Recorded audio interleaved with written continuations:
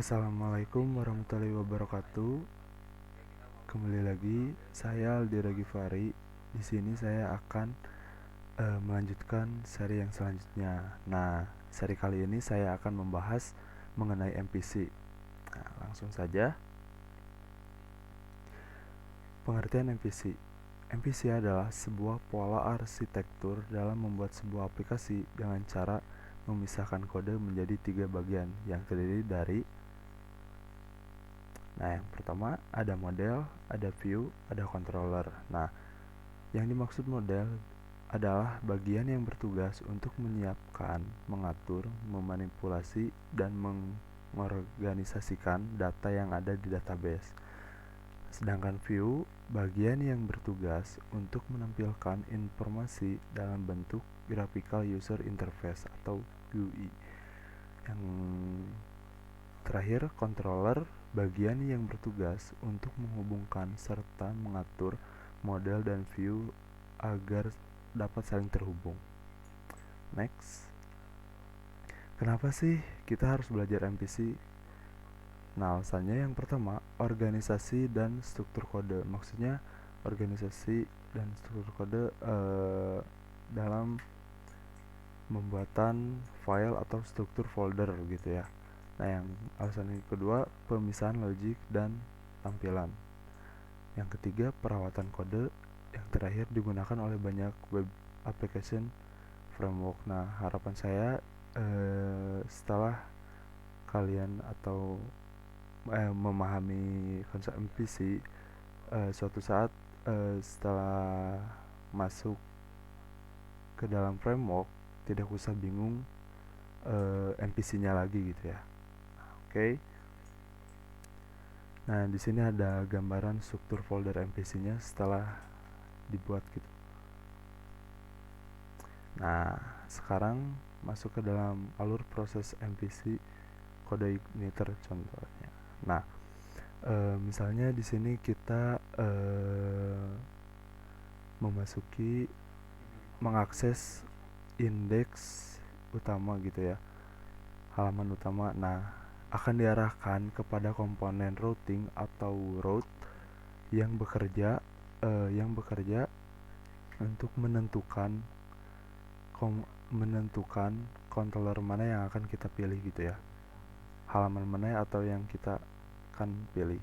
Nah, setelah route akan diarahkan ke komponen security. Nah, di sini bekerja untuk mengecek yang dikirimkan dari routing apakah ada kejanggalan atau URL-nya ngaco. Nah, dibersihkan oleh security. Setelah aman dan bersih, lanjut diarahkan ke komponen controller. Nah, di controller di sini untuk menentukan controller mana yang akan kita pilih gitu. Misalnya home gitu ya. Nah, apakah home ini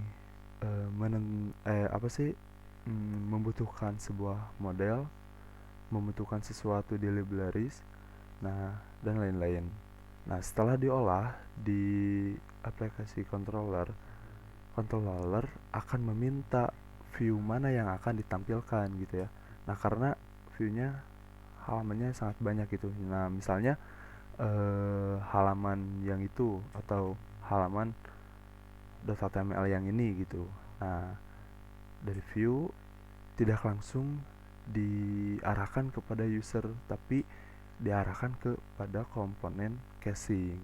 Nah, caching di sini untuk mempercepat proses MVC gitu. Nah, misalnya jika user telah pernah membuat atau mengisi data, user gak perlu melakukan prosesnya secara utuh lagi gitu, tetapi hanya perlu langsung ke komponen caching gitu. Nah, langsung tahap yang terakhir yaitu dikembalikan kepada user gitu ya. Nah, itu alur proses MVC kode igniter. Nah, selanjutnya ada manfaat dari MVC. Yang pertama, proses pengembangan aplikasi menjadi lebih efisien. Penggunaan MVC dapat mempercepat pengembangan aplikasi karena kode dapat dikerjakan oleh beberapa developer. Contohnya, dalam kasus pengembangan aplikasi web, bagian model dan controller dapat dikerjakan oleh back-end developer, sedangkan bagian view dapat dilakukan oleh front-end developer. Nah, yang selanjutnya dapat melakukan testing dengan lebih mudah untuk memastikan seluruh aplikasi bekerja sesuai dengan rencana. Maka langkah testing atau uji coba wajib dilakukan dengan menggunakan model view controller ini. Maka proses uji coba dapat dilakukan pada setiap bagian. Ketiga, penulisan kode menjadi lebih rapi. Karena dibagi menjadi 3 bagian, maka penulisan kode akan jadi lebih rapi dan memudahkan developer lain untuk mengembangkan kode tersebut. Nah, dan yang terakhir, perbaikan bug atau error lebih cepat untuk diselesaikan. Penggunaan MVC dapat memudahkan developer untuk memperbaiki error atau bug yang terjadi. Developer dapat fokus untuk menentukan dan memperbaiki masalah yang terjadi karena kode dituliskan pada bagian-bagian terpisah. Nah, setelah kita mengenal soal MVC, nah seri selanjutnya kita akan membahas setup template Stisla gitu ya dalam video selanjutnya. Nah, dalam video kali ini mungkin segitu saja. Mohon maaf bila ada kekurangan atau kurang jelas. Wassalamualaikum warahmatullahi wabarakatuh.